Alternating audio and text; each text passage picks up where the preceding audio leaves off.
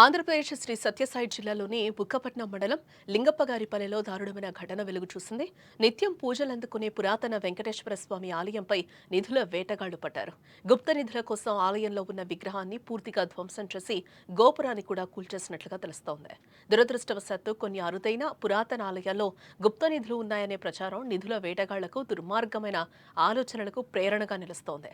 శ్రీ కృష్ణదేవరాయల కాలంలో నిర్మించిన ఈ ఆలయం కూడా అటువంటి దుర్మార్గ ఆలోచనల బారిన పడింది.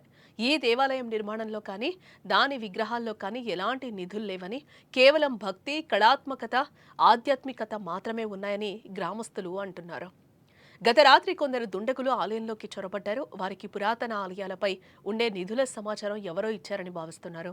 ఆ సమాచారం ఆధారంగా గుప్త నిధుల కోసం దైవాన్ని ధ్వంసం చేయాలన్న ఆలోచనకు వచ్చారు. దీంతో విగ్రహాన్ని పూర్తిగా విరిచివేసి గోపురాన్ని కూడా కూల్చివేశారు. ఉదయం ఆలయానికి వచ్చిన గ్రామస్తులు తెరిచి ఉన్న తలుపులు చూసి అనుమానాన్ని వ్యక్తం చేశారు.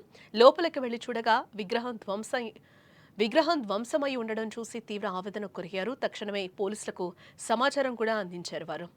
లింగప్పగారిపల్లి గ్రామస్తులు ఈ ఘటనపై తీవ్ర ఆగ్రహం వ్యక్తం చేస్తున్నారు. ఇటీవల కాలంలో ఇలాంటి సంఘటనలు తరచుగా జరుగుతున్నాయని, పురాతన ఆలయాలే లక్ష్యంగా ముఠాలు ఏర్పడి విధ్వంసం సృష్టిస్తున్నాయని చెప్తున్నారు. ఈ ముఠాను వెంటనే గుర్తించి కఠిన చర్యలు తీసుకోవాలని పోలీసులు ప్రభుత్వానికి విజ్ఞప్తి చేస్తున్నారు. సత్యసాయి జిల్లా బుక్కపట్నం మండలం సిద్ధరాంపురం పంచాయతీ లింగప్పగారిపల్లి గ్రామం నందు వెంకటేశ్వర స్వామి గుడి నందు గుర్తు తెలియని వ్యక్తులు వచ్చి మా ఊరు గ్రామస్తులు ఎంతో నిష్టగా పూజించబడిన వెంకటేశ్వర స్వామి గుడి ఎవరో గుర్తు తెలియని వ్యక్తులు వచ్చి కూలగొట్టడం జరిగింది. వారు దేనికోసం వెతికారో మాకు తెలీదు, కానీ మాకేదో అనుమానంగా ఉంది. ఇది పకడ్బందీగా ప్లాన్ వేసి చేశారని, మాకేదో ఒక పరిష్కారం చూపించవలసిందిగా న్యూస్ ఛానల్ని